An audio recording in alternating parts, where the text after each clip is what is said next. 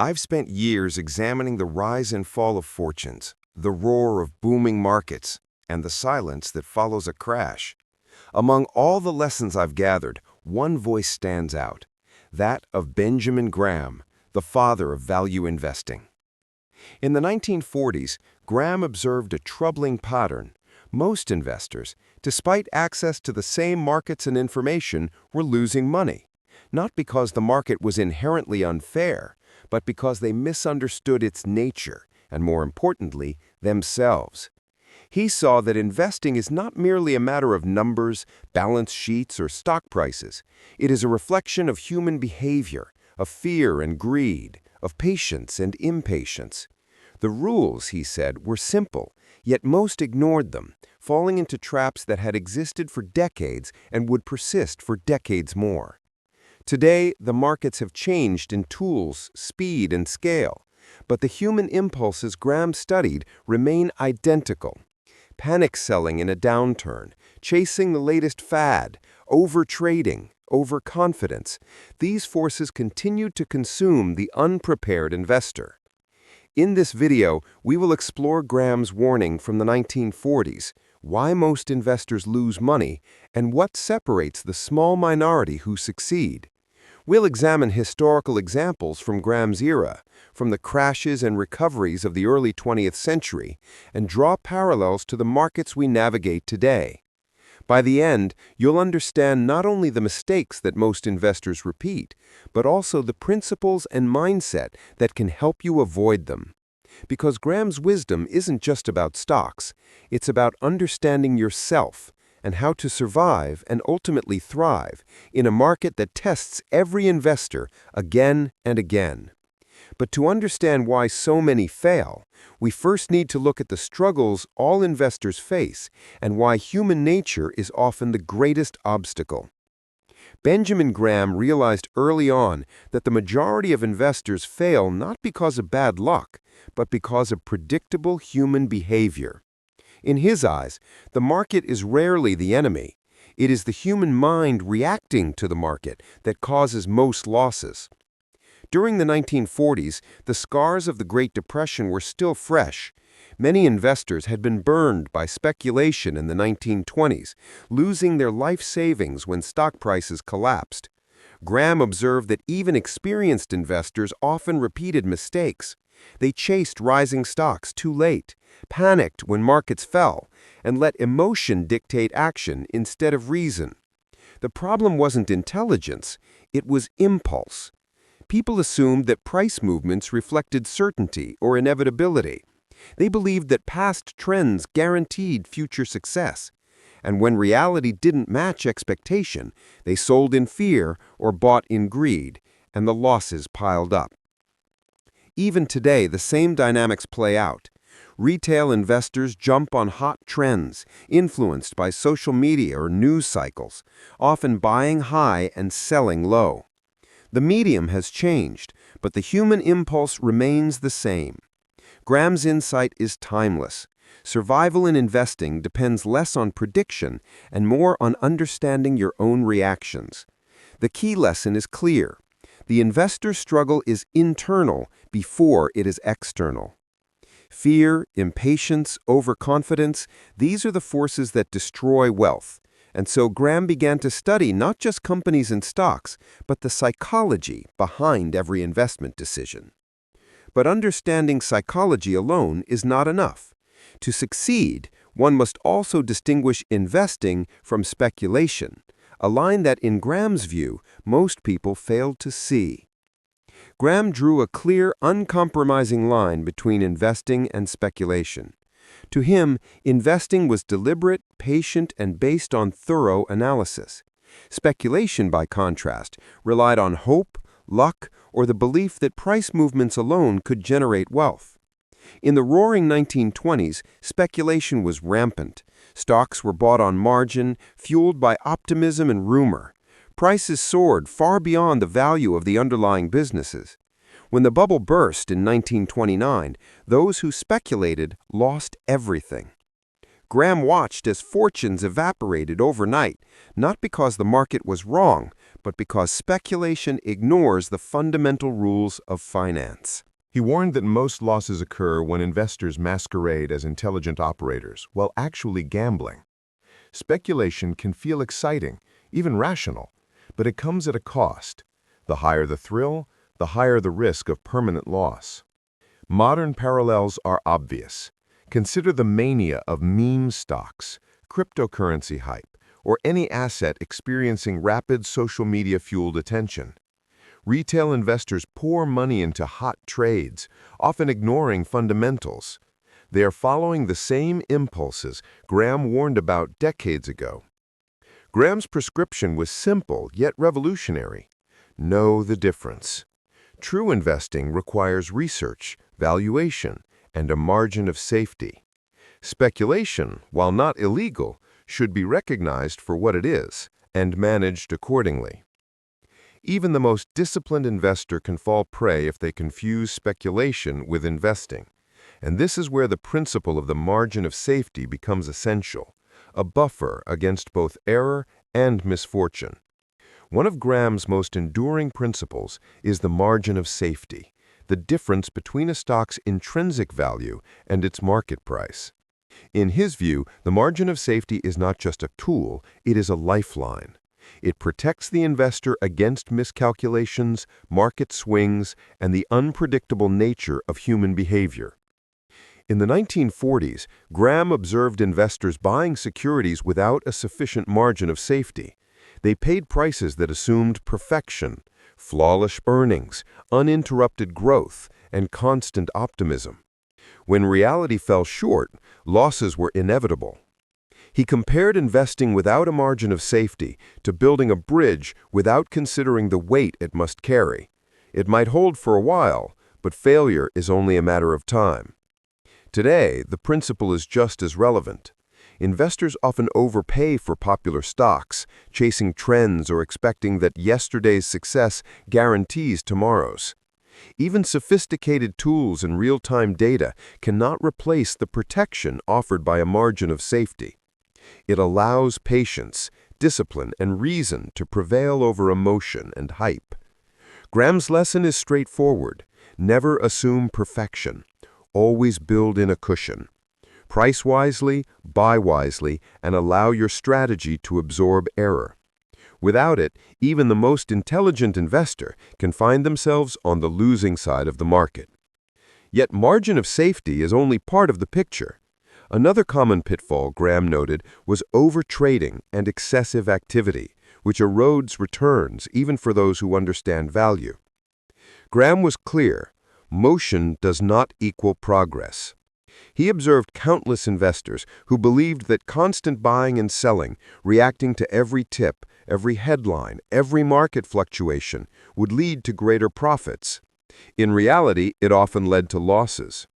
During the 1940s, brokerage houses encouraged frequent trading. Investors, caught up in the excitement, felt productive when they acted, even if their decisions were uncalculated or impulsive. Graham saw this as a trap. Activity creates the illusion of control, but it often magnifies mistakes. Modern markets are no different. With trading apps, notifications, and instant access to global markets, investors can act dozens of times a day. Yet Graham's principle endures. Success comes from patience, not from constant motion. Frequent trading incurs transaction costs, emotional strain, and the risk of acting on incomplete or misleading information. He advised, let your investments grow quietly when they meet your criteria. React only when conditions warrant, not when fear or greed tempts you to act. The calm, disciplined investor consistently outperforms the busy, reactive one. But patience alone isn't enough if the investor doesn't understand what they own. Graham's next warning addressed the perils of ignorance and lack of research. Graham emphasized that investing without understanding is like navigating a stormy sea without a compass. Many investors, he observed in the 1940s, bought stocks based on rumors, tips, or the promise of quick gains, never bothering to study the companies themselves. He recalled investors purchasing shares simply because everyone was buying or because a stock had recently risen. Without examining earnings, dividends, debt, or competitive position, they were gambling, not investing. Inevitably, when reality clashed with expectation, they suffered losses. Even today, this pattern persists. Investors flock to trending stocks, hype-driven assets, or viral investments, often without understanding the fundamentals. Knowledge, Graham insisted, is the key differentiator between success and failure.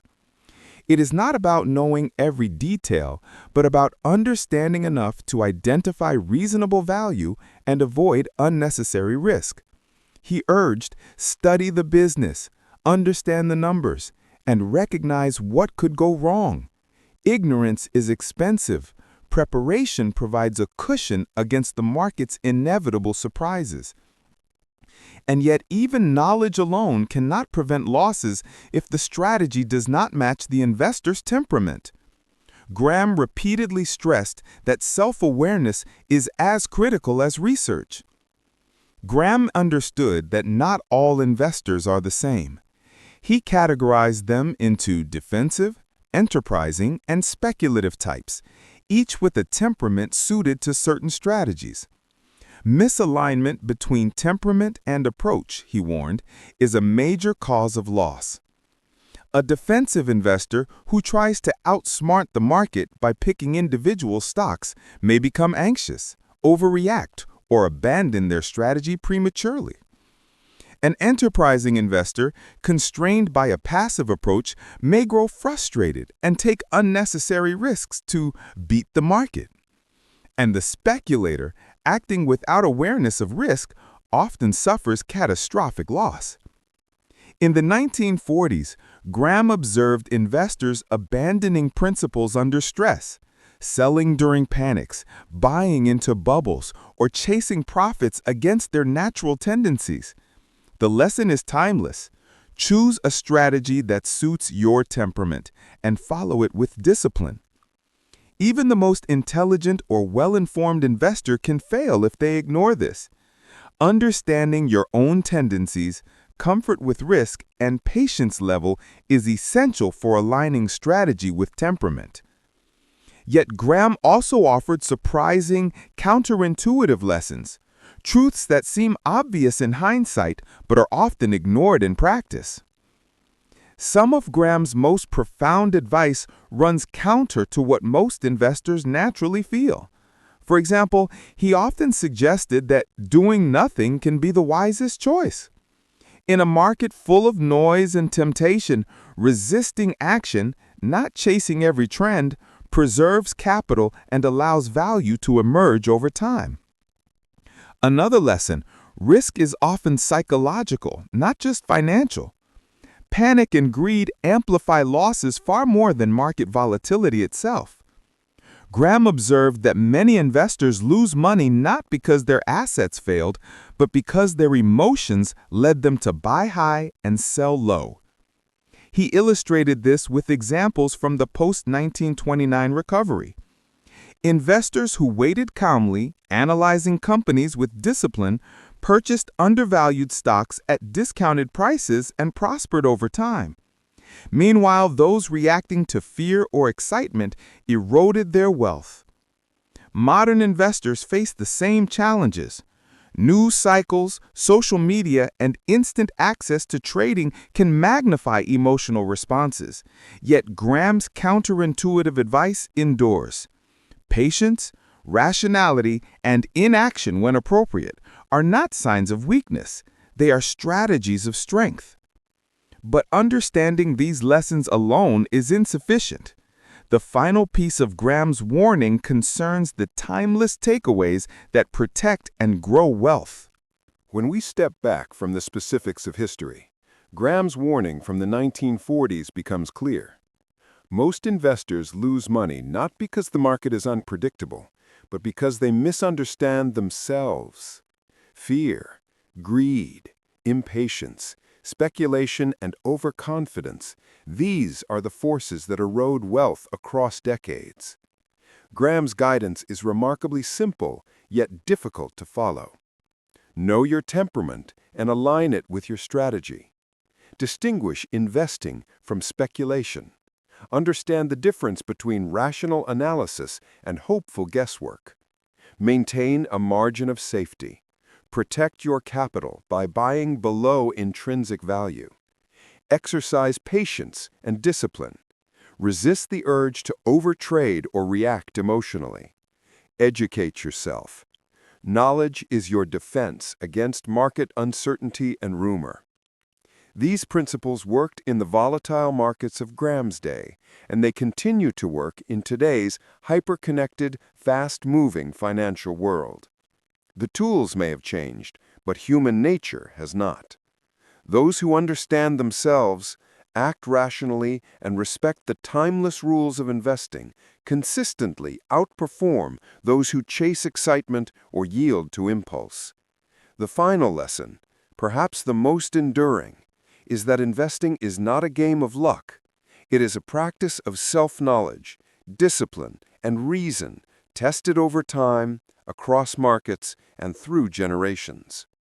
And so, as we reflect on Graham's warning, we see a truth that spans eras. The greatest threat to your wealth is often not the market, it is you. The question is, will you heed the warning, or will history repeat itself? As we conclude, consider this. Benjamin Graham's insights are not just lessons for his era. They are a mirror held up to every investor, past and present. Markets will rise and fall, bubbles will form, and crashes will strike, but human behavior, with its impulses and emotions, remains constant. Most investors lose money because they ignore timeless truths. They let fear drive decisions, greed distort judgment, and impatience override rational thought. Graham warned that survival in investing depends not on predicting every market movement, but on discipline, self-awareness, and adherence to sound principles. Today, the temptations are faster and louder. Apps bing with opportunities, social media shouts of the next big thing, and headlines scream urgency. Yet Graham's warning endures. Act with reason, not reaction. Build a margin of safety. Understand your temperament. Avoid speculation disguised as investing, and allow patience to compound your advantage. In the end, success in investing is less about speed, luck, or complexity, and more about understanding yourself, respecting the rules of finance, and resisting the impulses that lead most to lose. Those who listen, who internalize Graham's principles, and who act deliberately will endure and prosper even when the majority falter. Because the market is timeless, but so is human folly. And in that interplay, Benjamin Graham's wisdom remains our most reliable compass.